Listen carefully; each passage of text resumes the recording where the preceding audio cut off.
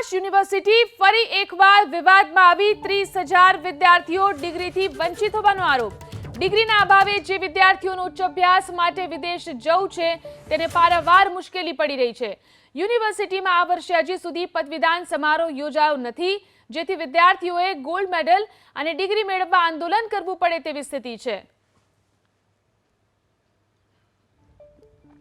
Engineering અને મેડિકલના વિદ્યાર્થીઓ જે વિદેશ ગયા છે એમને પ્રોવિઝનલ ડિગ્રીમાં એવું લખીને આપવામાં આવ્યું હતું કે ડિસેમ્બર મહિનામાં સેનેટ મળશે અને અમને કાયમી ડિગ્રી મળી જશે। આપણી યુનિવર્સિટીમાં, સૌરાષ્ટ્ર યુનિવર્સિટીમાં વર્તમાન કુલપતિના સમયગાળામાં આવું થઈ શક્યું નથી। એમનું બહાનું એવું હતું કે પબ્લિક યુનિવર્સિટી એક્ટ આવ્યો છે એટલે અમે સેનેટ બોલાવી શકતા નથી। હકીકત એવી છે કે હમણાં જ સરદાર પટેલ યુનિવર્સિટીએ સેનેટ બોલાવી, આદરણીય અમિતભાઈ શાહ એમાં ઉપસ્થિત હતા અને એમને પદવીદાન સમારંભમાં હાજર હતા। સૌરાષ્ટ્ર યુનિવર્સિટીમાં પણ આવું થઈ શકે।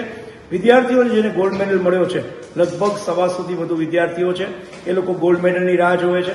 આ વિદ્યાર્થીઓ ક્યાંક નોકરી લેવા જાય ત્યારે એમને આ ગોલ્ડ મેડલનું અનેરું મહત્વ હોય છે। વિદ્યાર્થીઓ અને વાલીઓ માટે ગોલ્ડ મેડલ લેવા આવવાની ક્ષણ અતિ મૂલ્યવાન હોય, એક ક્ષણ ડિસેમ્બર મહિનામાં આવી જોઈતી હતી। વર્તમાન સત્તાધીશોને કારણે આ થઈ શક્યું નથી। અમારી બહુ સ્પષ્ટ માગણી છે, તાત્કાલિક સેનેટ બોલાવવામાં આવે અને વિદ્યાર્થીઓને પદવી અને ગોલ્ડ મેડલ એનાયત કરવામાં આવે।